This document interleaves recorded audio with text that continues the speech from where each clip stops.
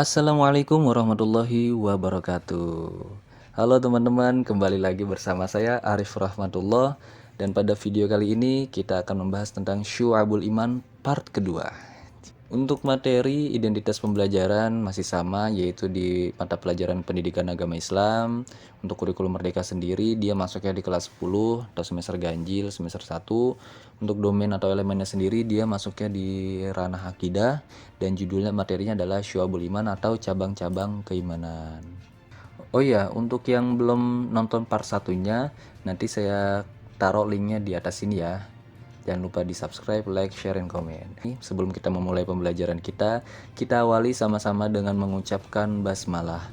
Bismillahirrahmanirrahim. Nah, di sini kita lihat ada 6 pilar ya teman-teman, 6 pilar keimanan. Nah, mungkin kalau waktu kita kecil itu kita diajarinya yaitu rukun iman.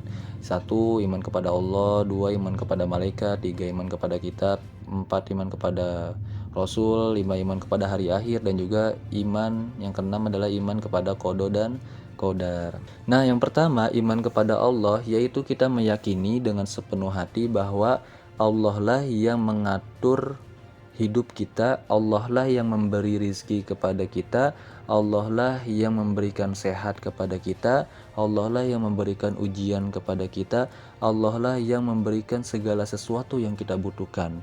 Yang kedua adalah iman kepada malaikat.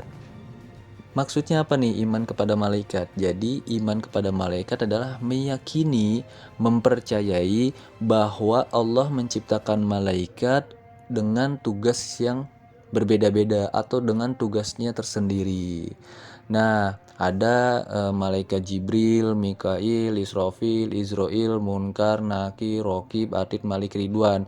Nah, itu adalah malaikat-malaikat yang dari kecil kan kita diajarin untuk menghafal nama-namanya beserta tugasnya.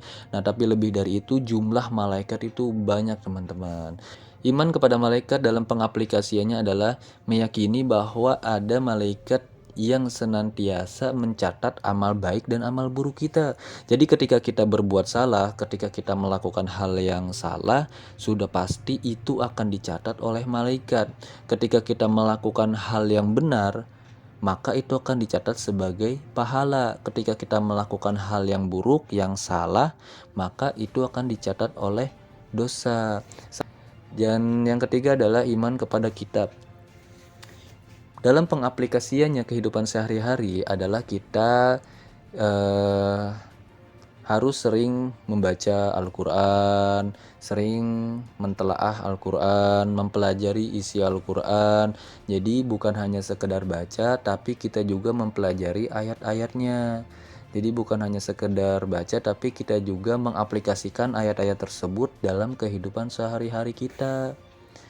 Contohnya apa? Contohnya ketika di dalam Al-Quran Allah bilang la in syakartum la azidannakum, ketika engkau bersyukur atas nikmatku maka akan aku tambahkan, tapi ketika engkau tidak bersyukur atas nikmatku maka azabku sungguh sangat pedih. Jadi apapun yang diperintahkan di Al-Quran harus kita amalkan dalam kehidupan sehari-hari. Selanjutnya adalah iman kepada Rasul, di mana iman kepada Rasul adalah dalam hal pengaplikasiannya adalah dengan mencontoh bagaimana kehidupan sehari-hari Rasul. Nah, iman kepada Rasul adalah dengan cara kita mempelajari kehidupan sehari-hari Nabi, dengan cara kita mempelajari sejarah Nabi, terus juga kita mempelajari perilaku sifat Nabi. Karena apa? Nabi itu adalah suri tauladan yang baik untuk kita semua, untuk kita jadikan model, role model atau contoh atau idola. Yang kelima adalah iman kepada hari akhir, di mana maksud dari hari akhir tersebut adalah kiamat. Nah, seperti yang kita tahu bersama bahwa kiamat itu adalah hari di mana hancurnya seluruh alam semesta. Bahkan dikatakan semua yang bernyawa itu pasti akan mati. Kita sebagai umat Islam, oleh karena itu hari akhir ini kan sebenarnya rahasia Allah. Tidak ada satupun yang mengetahui kecuali Allah. Kenapa hari akhir ini dirahasiakan?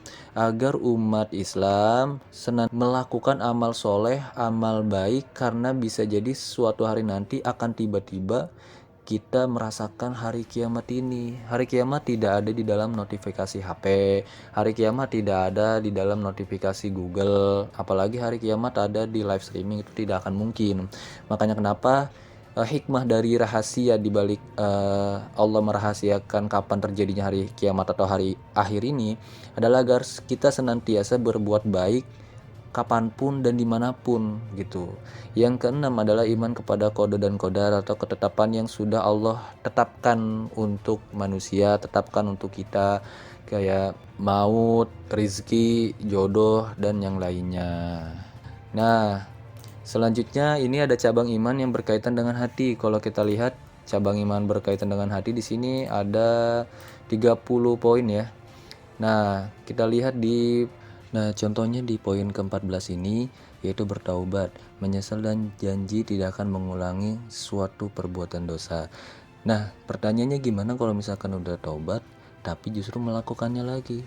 Ya nggak apa-apa kalau kita melakukannya lagi, taubat lagi, begitu seterusnya, karena suatu saat akan berkurang dari segi kadarnya.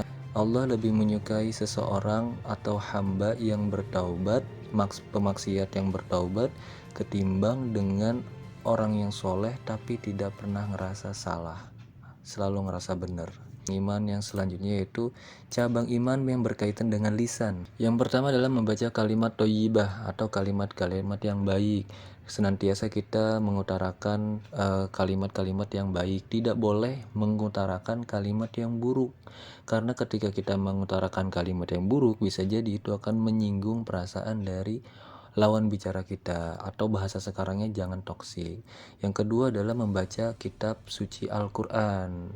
Nah, ini yang harus dijadikan sebagai kebiasaan di kalangan umat Islam, karena realitanya pada zaman sekarang orang dalam sehari-hari itu lebih banyak baca handphone atau baca sesuatu yang ada di HP-nya dia ketimbang dengan baca Al-Quran.